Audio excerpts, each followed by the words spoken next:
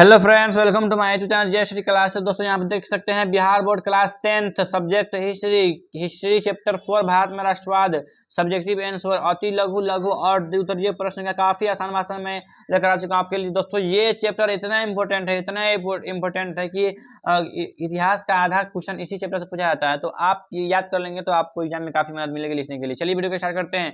उससे पहले आप हमारे चैनल पर नए हैं तो वीडियो को लाइक कर दीजिएगा, चैनल को सब्सक्राइब कर दीजिएगा, दोस्तों वीडियो को शेयर कीजिएगा, क्योंकि हमारे चैनल पे सारे प्रकार के सब्जेक्टिव ऑब्जेक्टिव क्वेश्चन मिलते रहते हैं सब चैप्टर का। देखिए अति लघु उत्तरीय प्रश्न 1 नंबर, खिलाफत आंदोलन क्यों हुआ?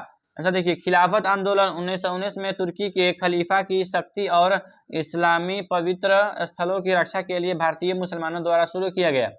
2 नंबर, रॉलेट एक्ट से आप क्या समझते हैं? आंसर देखिए, रॉलेट एक्ट 1919 में अंग्रेज सरकार द्वारा बनाया गया कानून था, जिसके अनुसार बिना मुकदमे के किसी भी व्यक्ति को गिरफ्तार कर जेल में रखा जा सकता था।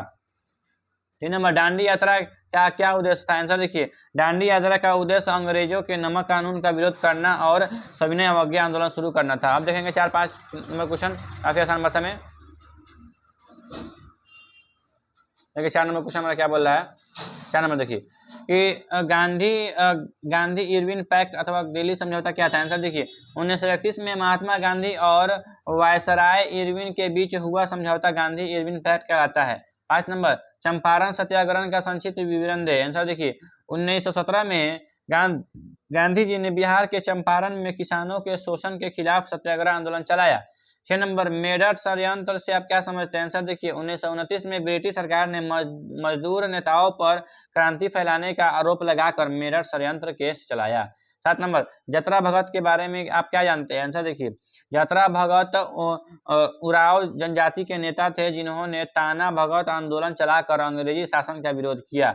8 number, all India trade union Congress की स्थापना क्यों हुई? आंसर देखिए, 1920 में मजदूरों के अधिकारों की रक्षा और उनके हितों की सुरक्षा के लिए all India trade union Congress की स्थापना हुई थी। ये हो गया अति लघु उत्तरीय प्रश्न। अब हम देखेंगे लघु उत्तरीय प्रश्न, काफी आसान भाषा में मैं इसको लिखने का प्रयास किया हूँ। देखिए लघु उत्तरीय प्रश्न 1 नंबर, असहयोग आंदोलन प्रथम जन आंदोलन था, कैसे? यहाँ पर देखेंगे आंसर देखिए, असहयोग आंदोलन 1920 में गांधी जी के नेतृत्व में शुरू हुआ। इसमें किसान, मजदूर, छात्र, महिलाएं और व्यापारी बड़ी संख्या में शामिल हुए। लोगों ने विदेशी वस्त्रों का बहिष्कार किया और सरकारी पदों व स्कूलों को छोड़ दिया। इस प्रकार यह आंदोलन पूरे देश में फैल गया, इसलिए इसे भारत का पहला व्यापक जन आंदोलन कहा जाता है। 2 नंबर क्वेश्चन देखिए, सविनय अवज्ञा आंदोलन के क्या परिणाम हुए? आंसर देखिए, सविनय अवज्ञा आंदोलन से ब्रिटिश शासन के खिलाफ जनता में जागरूकता बढ़ी, नमक कानून का विरोध पूरे देश में फैल गया, अंग्रेज सरकार को गांधी जी से समझौता करना पड़ा और गांधी इरविन समझौता हुआ। इस आंदोलन ने भारतीय स्वतंत्रता संग्राम को और मजबूत किया। 3 नंबर देखिए, भारतीय राष्ट्रीय कांग्रेस की स्थापना किन परिस्थितियों में हुई? आंसर देखिए, 19वीं शताब्दी में अंग्रेजी शासन के अत्याचार और भारतीयों के अधिकारों की कमी के कारण असंतोष बढ़ रहा था। शिक्षित भारतीय राजनीतिक अधिकार चाहते थे। इसी परिस्थिति में 1885 में एओ ह्यूम की पहल से भारतीय राष्ट्रीय कांग्रेस की स्थापना हुई, ताकि भारतीय अपनी समस्याएं सरकार के सामने रख सके। अब देखेंगे हम लोग 4 नंबर क्वेश्चन। 4 नंबर क्वेश्चन हम लोग देखेंगे यहाँ पे 4 नंबर क्वेश्चन, बिहार के किसान आंदोलन पर एक टिप्पणी लिखे। ऐसा देखिए, बिहार में किसानों ने अंग्रेजों और जमींदारों के शोषण के खिलाफ कई आंदोलन किए। 1917 का चंपारण सत्याग्रह इसका प्रमुख उदाहरण है। गांधी जी के नेतृत्व में किसानों ने नील की खेती के खिलाफ आंदोलन किया। इस आंदोलन से किसानों को राहत मिली और भारतीय स्वतंत्रता आंदोलन को भी नई दिशा मिली। 5 नंबर देखिए क्वेश्चन, स्वराज पार्टी की स्थापना एवं उद्देश्य की विवेचना करें। आंसर देखिए, 1923 में चित्तरंजन दास और मोतीलाल नेहरू ने स्वराज पार्टी की स्थापना की। इसका उद्देश्य ब्रिटिश सरकार की नीतियों का विरोध करना और विधान परिषदों के अंदर जाकर सरकार की कार्य प्रणाली को बाधित करना था। स्वराज पार्टी ने भारतीय स्वशासन की मांग को मजबूत किया। तो ये हो गया लघु उत्तरीय प्रश्न। अब हम देखेंगे दीर्घ उत्तरीय प्रश्न। एक नंबर क्वेश्चन देखिए, उत्तरीय प्रश्न का कि प्रथम विश्व युद्ध का भारतीय राष्ट्रीय आंदोलन के साथ अंतर्बंधों की विवेचना करें। आंसर देखिए, प्रथम विश्व युद्ध यानी 1914 से 1918 तक चला हुआ था का भारतीय राष्ट्रीय आंदोलन पर गहरा प्रभाव पड़ा। युद्ध के दौरान अंग्रेजों ने भारतीयों से सहयोग मांगा और बदले में राजनीतिक सुधारों का वादा किया। भारतीयों ने सैनिक धन और संसाधनों के रूप में अंग्रेजों की सहायता की, लेकिन युद्ध के बाद अंग्रेजों ने अपने वादे पूरे नहीं किए। इसके बजाय रॉलेट एक्ट जैसे कठोर कानून लागू किए गए और जालियांवाला बाग जैसी घटनाएं हुई। इससे भारतीयों में अंग्रेजों के प्रति असंतोष बढ़ गया। महात्मा गांधी के नेतृत्व में असहयोग आंदोलन शुरू हुआ और स्वतंत्रता आंदोलन तेज हो गया। इस प्रकार प्रथम विश्व युद्ध ने भारतीय राष्ट्रीय आंदोलन को नई दिशा और प्रदान की। अब देख लीजिए 2 नंबर क्वेश्चन कि असहयोग आंदोलन के कारण एवं परिणाम का वर्णन करें।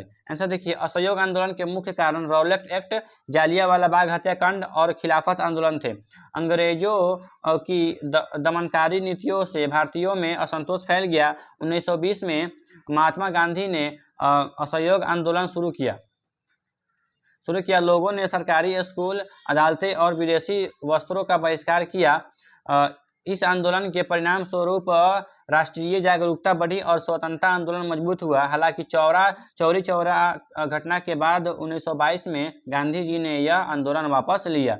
अब देखेंगे 3, 4 और 5 जो आपका लास्ट हम लोग देखने वाले हैं। 3, 4 और 5 क्वेश्चन काफी इजी आसान भाषा में। 3 नंबर क्वेश्चन देखिए यहाँ पे कि सविनय अवज्ञा आंदोलन के कारणों की विवेचना करें। ऐसा देखिए, सविनय अवज्ञा आंदोलन के प्रमुख कारण अंग्रेजों की दमनकारी नीतियों और आर्थिक शोषण थे। भारतीय लोग पूर्ण स्वराज की मांग कर रहे थे।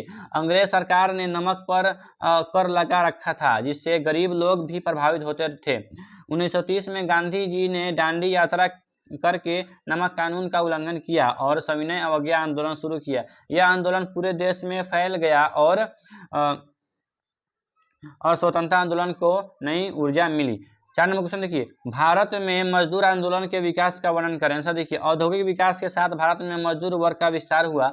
मजदूरों की स्थिति बहुत खराब थी और उन्हें कम मजदूरी मिलती थी। इन समस्याओं के कारण मजदूरों ने अपने अधिकारों के लिए आंदोलन शुरू किए। 1920 में all India trade union Congress की स्थापना हुई। इसके बाद मजदूर संगठित होकर हड़ताल और आंदोलन करने लगे। इससे मजदूरों के अधिकारों की रक्षा हुई। 5 नंबर क्वेश्चन देखिए यहाँ पे कि भारतीय राष्ट्रीय आंदोलन में गांधी जी के योगदान की विवेचना करें। आंसर देखिए, महात्मा गांधी भारतीय राष्ट्रीय आंदोलन के प्रमुख नेता थे।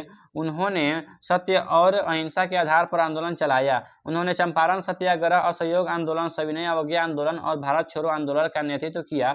उनके नेतृत्व में स्वतंत्रता आंदोलन जन आंदोलन बन गया। गांधी जी ने लोगों में राष्ट्रीय एकता और स्वतंत्रता की भावना जगाई।